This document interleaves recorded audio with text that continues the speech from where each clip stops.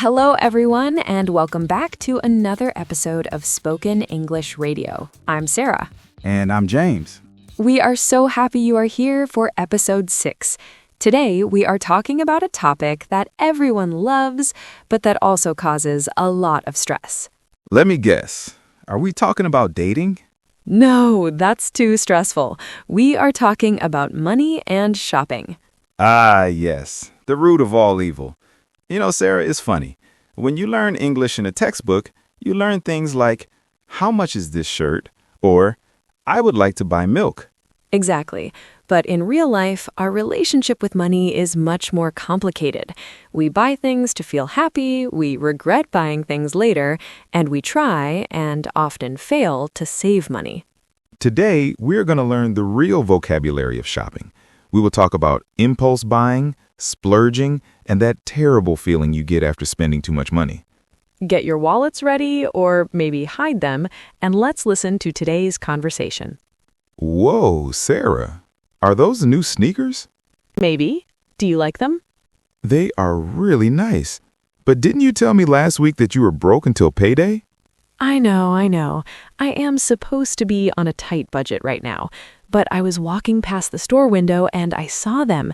They were calling my name. Ah, so it was a total impulse buy. Completely. I walked in just to look, and 5 minutes later, I was swiping my credit card. It was classic retail therapy. I was having a bad day, and I thought buying something new would cheer me up. Did it work? For about 20 minutes. Now I just have buyer's remorse. I really shouldn't have spent that money. I need to pay my rent next week. I totally understand. I'm terrible with money too, especially online shopping. Oh, online shopping is dangerous. It's too easy. Exactly. Last night at midnight, I bought a fancy new coffee machine. It cost a fortune. Did I need it? No, my old one works fine. But it was on sale for 24 hours only, and I got scared I would miss the deal. They caught you with the FOMO, fear of missing out. Stores are very clever. They make you think you are saving money, but really they just want you to spend it. I know. I need to stop. I'm trying to save up for a vacation, but every month I just break even. I spend exactly what I earn, and I save nothing. Living paycheck to paycheck. It's tough. We both need to get better at this. Maybe you should return the shoes. No way. They're too pretty. I'll just eat instant noodles for the rest of the month. It's worth it. You're hopeless, Sarah. Okay, that conversation was a little embarrassing for both of us. Let's look at the vocabulary we used to talk about our bad spending habits. Sarah admitted her new shoes were an impulse buy. An impulse is a sudden, strong feeling to do something. An impulse buy is when you buy something suddenly without planning it.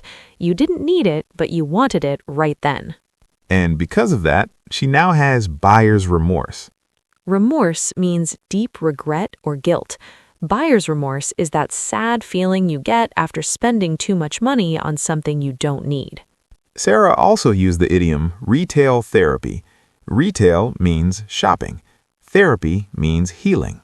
So retail therapy is the act of shopping to make yourself feel happier when you are sad or stressed. Then we talked about my money problems. I said I just break even every month. If you earn $3,000 a month and you spend $3,000 a month, you break even. You have $0 left over to save. And finally, Sarah said she was broke. This is very common slang. It just means I have no money right now.